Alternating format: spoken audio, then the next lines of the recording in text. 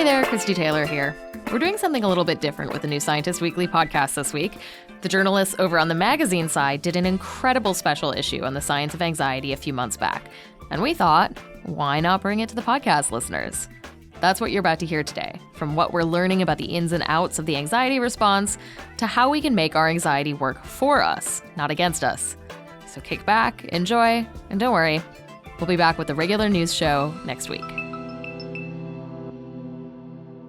My abs are really, really tight. My hands might be gripping the armrest. My palms are really sweaty.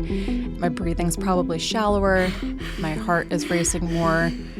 Yeah, I might feel it like beating like out of my chest. It's really intense. I'll get nauseous.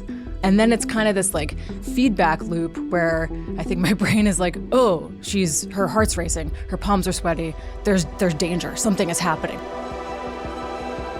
New Scientist sub-editor Alexis Winook is, like as many as 40 to 50% of Americans, anxious about flying.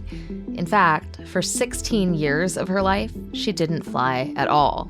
The confinement in a small space, it's like physically uncomfortable, and you can't really get out of this steel tube that's 30,000 feet in the air. It's loud, but there's always just like this worry of could like something bad happen? And I'm sure media didn't help, there's just like portrayals of like accidents. It's like a really dramatic thing of something going wrong in the air, or a plane crashing, and probably like seeing that as a kid in like movies or TV shows didn't help. Also being out of control too. Like there's literally nothing I can do to help in this situation if something were to go wrong. And as you heard, it's not just a mental struggle for her, but physical. Those tight muscles, sweaty palms, and racing heart are all part of the journey from point A to point B. But the 16 years she spent not flying also meant missing out on trips with friends and other loved ones. And she's made it her mission to push her comfort zones in order to travel more and further from home. She's also found coping mechanisms that help her: mindfulness, meditation, and just practicing being in situations where she's not in control. And when she hit turbulence on a recent transatlantic flight, she even found help from her onboard entertainment, the newest Top Gun movie. There's a lot of flying, and then if there's turbulence that I'm actually hitting, I can kind of feel like, oh no, I'm in the movie and I'm flying these jets. And it makes it a little bit like less scary. I can kind of be like, no, it's a trick my brain a little, like, no, it's exciting, it's exhilarating, it's not scary.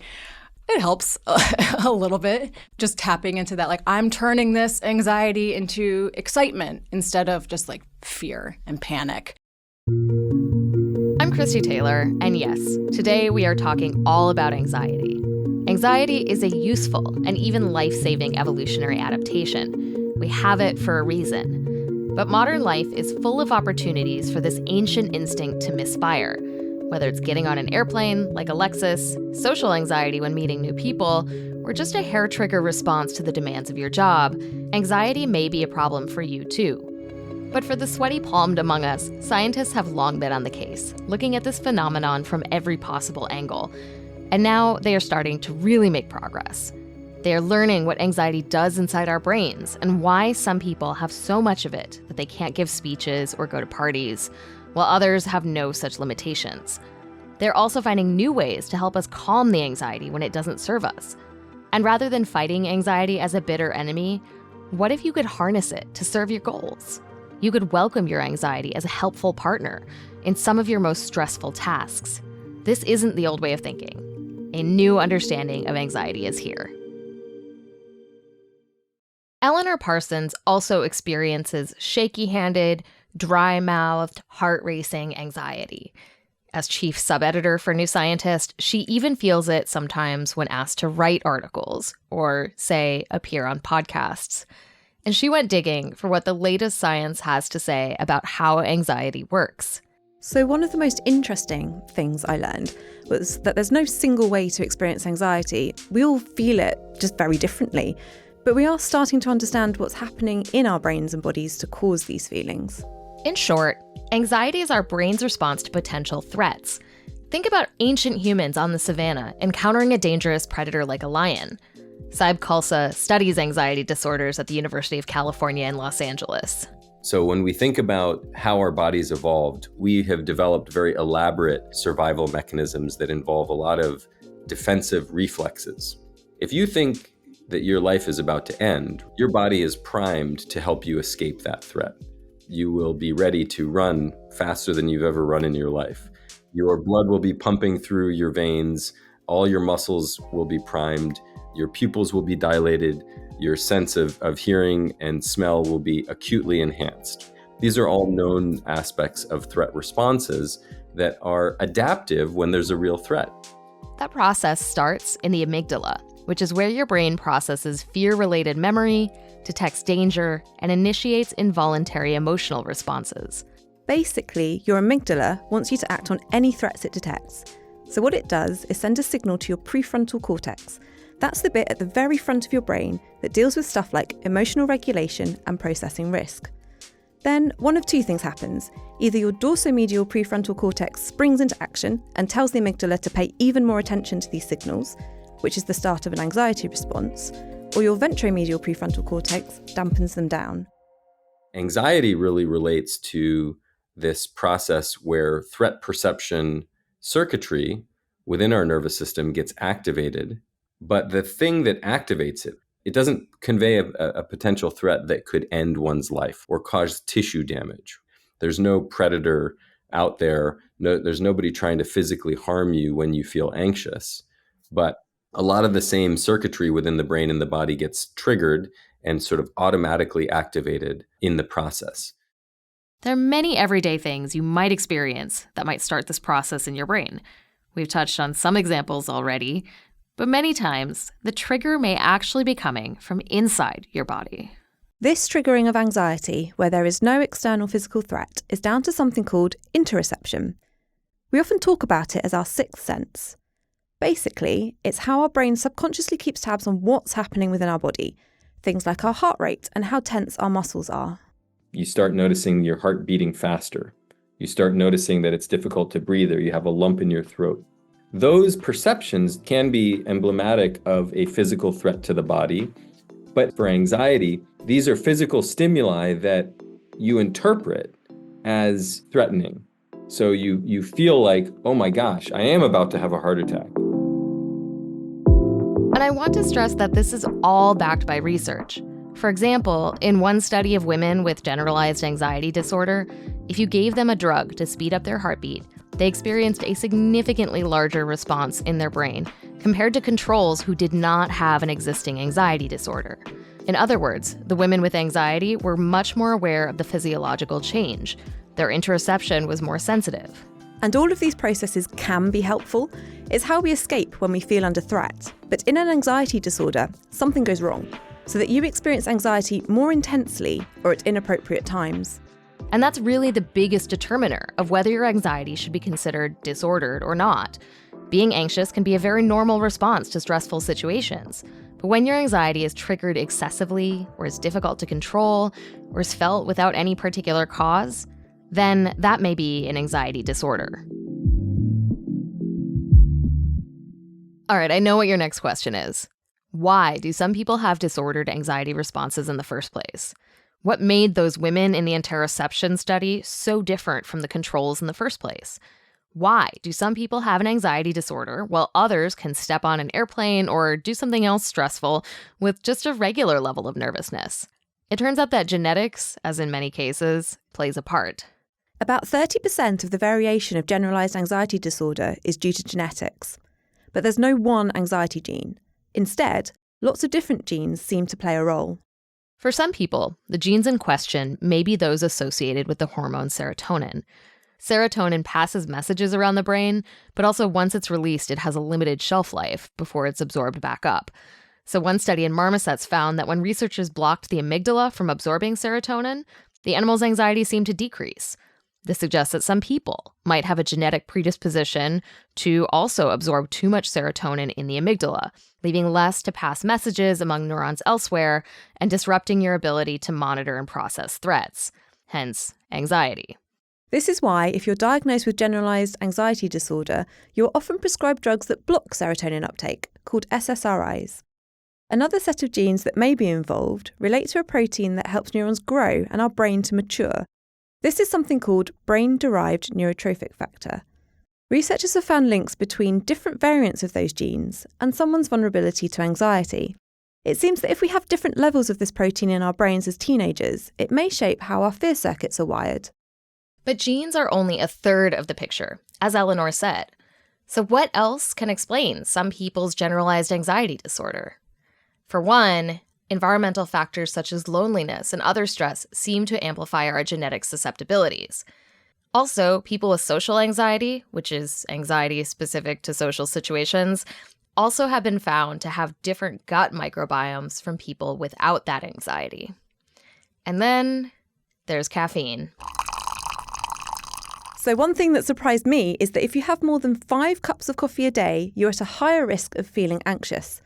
Although perhaps if you drink coffee, that's not that surprising. We don't know why this is, but caffeine increases your heart rate, so maybe this triggers anxiety via interoception. As we already discussed, that's the thing where you're aware of a fast heartbeat and then you get anxious because you're aware. It's a vicious cycle. But there is good news there. You can also start to understand that that's what's happening, modify your response to interoception and how you interpret your physiological sensations. People have successfully reduced anxiety this way. So while you can't change your genes, you're not doomed by them either. If you have been dealt a genetic predisposition towards anxiety and want to overcome it, try switching to decaf and maybe find a new perspective on those bodily signals. And then step 3, keep listening.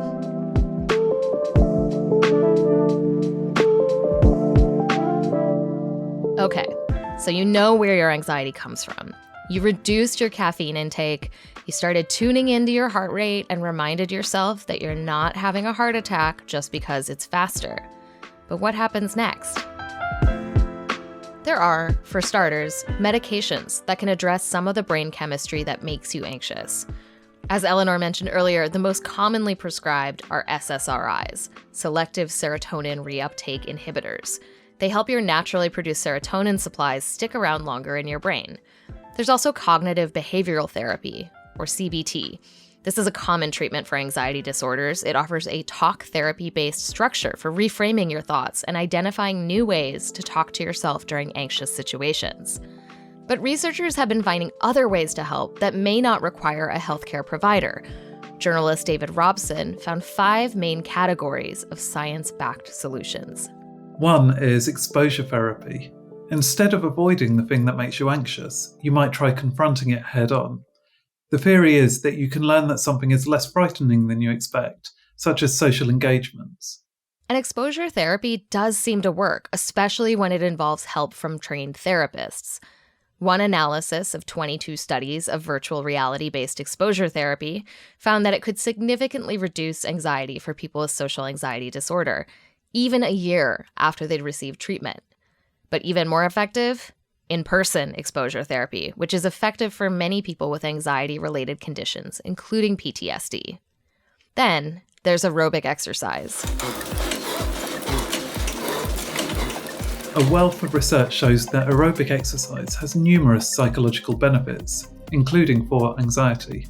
One analysis of 13 studies with a total of more than 75,000 participants found that those who reported doing more physical activity had a significantly lower risk of developing anxiety.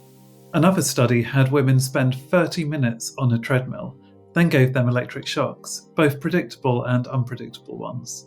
Their anxiety and fear responses were much lower if they'd been on the treadmill, as opposed to the control. Why does this work exactly? One mechanism might just be brain chemistry. Aerobic exercise can help the body release its own cannabinoids.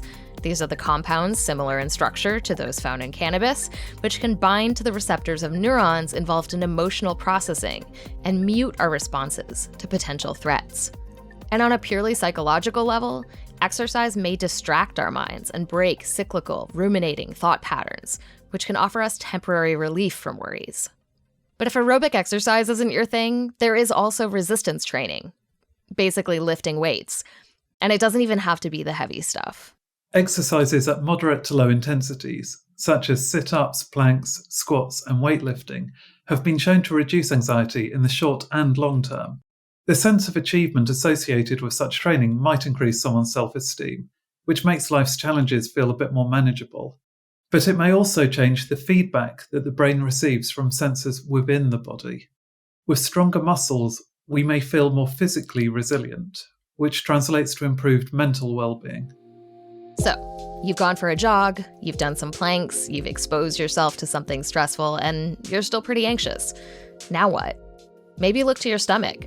As research increasingly finds connections between your gut and your brain, did you know, for example, that your gut is also a place where your body produces serotonin? There are more and more studies finding that what you eat can truly affect your state of mind.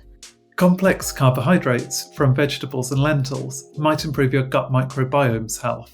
Fatty acids from fish, nuts, and seaweed may influence our cell signaling and neuroplasticity. They're good for the brain. And they reduce inflammation, which is linked to poorer mental health. Finally, the amino acid tryptophan, which is found in poultry, salmon, tuna, soybeans, and chickpeas, is something your body can transform into serotonin. And as we've discussed, serotonin seems to be very important to our anxiety levels. One small study of people without an anxiety disorder found the participants had less anxiety after 4 days on a diet high in tryptophan, compared to when they spend 4 days eating a low tryptophan diet. Finally, even mindfulness, which at times has received an almost fad-like level of attention, has some promising data to back it up. Mindfulness encourages people to develop a non-judgmental awareness of their thoughts, feelings, and bodily sensations. Whenever a worry crops up, you might simply observe it before drawing your attention back to the steady rhythm of your breathing, for instance, or directing your attention to each part of the body in turn to notice their sensations. And a randomized controlled trial, the gold standard of clinical research, found that an 8-week course in mindfulness was as effective as the anti-anxiety drug escitalopram. But the research isn't all consistent. For example, one analysis suggested mindfulness may work better when combined with elements of cognitive behavioral therapy. That's the other therapy commonly prescribed for people with anxiety disorders. But finally, I have to stress, your anxiety is unique to you. Ultimately, there's no one-size-fits-all solution. Talk to your healthcare provider before changing up your treatment, and be ready to try different things and see what helps.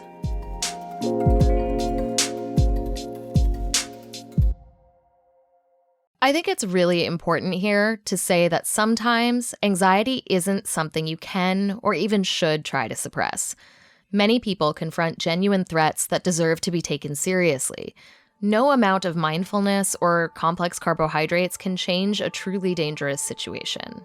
Take eco-anxiety. That's the phenomenon of anxiety, dread, and other emotional and physical reactions to planetary crises. Think climate change and the slew of accompanying disasters. And it's rising, especially among young people. It often starts with an anxiety which we feel in relation to what we see happening in the world around us. So it's completely congruent. It makes absolute sense. We see what's happening in the world environmentally, in biodiversity crisis. It makes us feel frightened. It makes us feel frightened for the future. But it's not just that. It's also grief, sadness, anger, frustration, confusion, despair. Carolyn Hickman studies eco-anxiety at the University of Bath in the UK.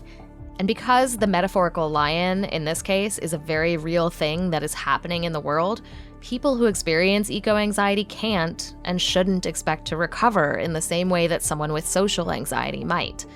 Instead, she says, you're better off embracing this feeling and letting it motivate you to make change where you can. It's a mentally healthy response, and you only feel it because you care. If you didn't care about what was happening in the world, you wouldn't feel the anxiety. We can't get rid of it, but we can reframe it, and we can say, well, you're feeling this because you care. You should feel proud that you care. If you live in a flood-prone area, for example, use your eco-anxiety to help your household and community prepare, safeguard your belongings, make emergency response plans. But even in less existential crises than a global climate crisis, moderate levels of anxiety can be useful. Maybe you wouldn't be surprised because we keep saying that ordinary anxiety is an evolved, adaptive trait. But we don't need to wait for a lion attack to actually harness that helping side of anxiousness. Here's David Robson again. Our nervous feelings can make us smarter problem solvers and fuel original thinking. Anxiety may even benefit our health. To understand why, we can see anxiety as a kind of alarm bell.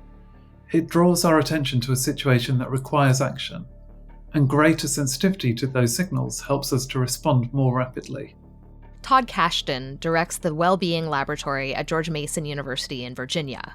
What it does is it makes us very clear there are high stakes involved, and you need to be able to match whatever capacities you have to match the demands of the exact situation. You need energy, and anxiety provides energy. There's research to back this up. David Robson again.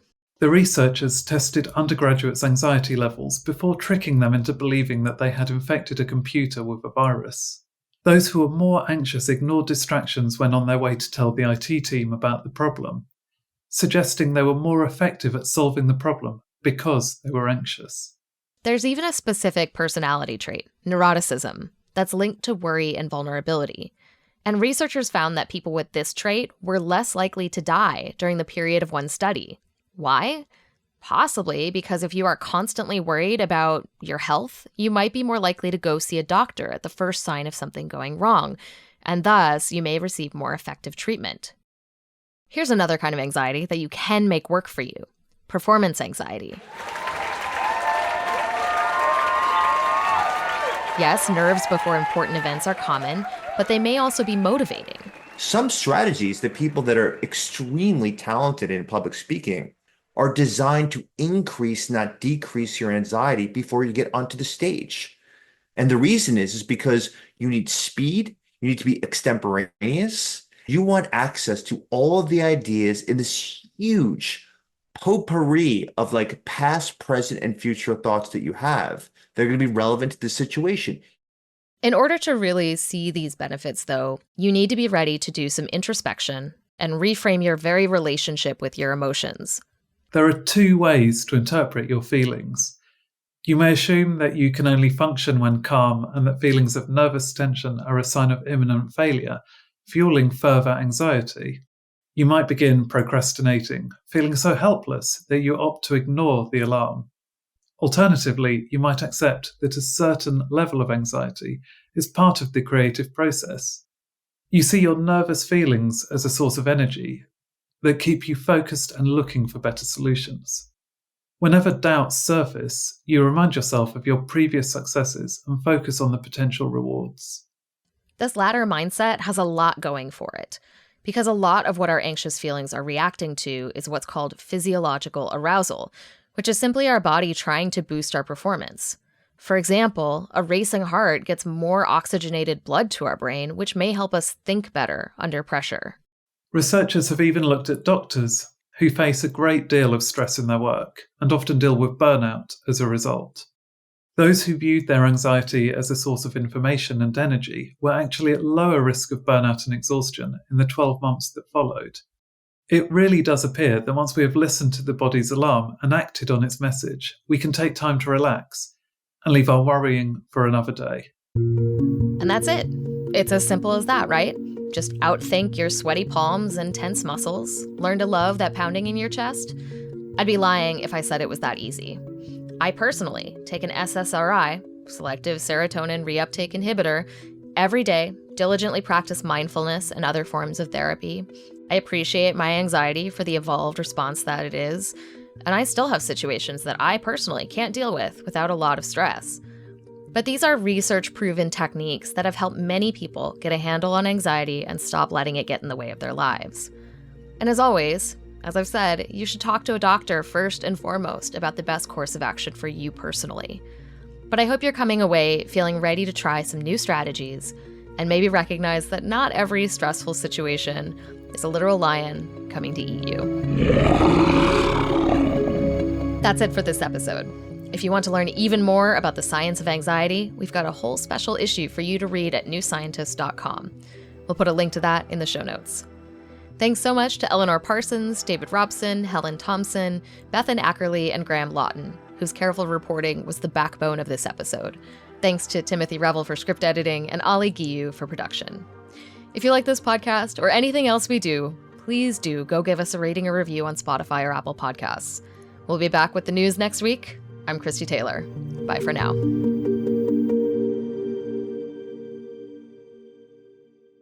This podcast is produced by OG Podcasts. Find out more at ogpodcasts.co.uk.